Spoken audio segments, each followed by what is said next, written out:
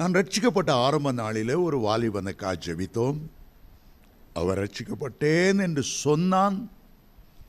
ஒரு கூட்டத்தில், வீட்டு கூட்டத்தில் வந்திருந்த போது அந்நிய பாஷை பேசினான். எங்களுக்கெல்லாம் ரொம்ப சந்தோஷம். இப்போதான் ரட்சிக்கப்பட்டான், அதுக்குள்ள அந்நிய பாஷை பேசுகிறானே, ரொம்ப மகிழ்ச்சி.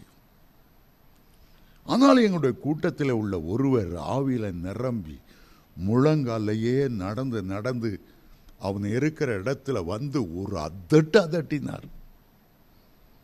தலை ஆடி ஆடி தொப்புன்னு கீழே விழுந்தான். அப்போதான் எனக்கு தெரியும், அசுத்த ஆவியில் கூட அழகாய் அந்நிய பாஷை பேசுகிறது. ஆவியின் வரங்களை அறிந்தால் ஒழிய, பத்துணர்கிற வரம் இருந்தால் ஒழிய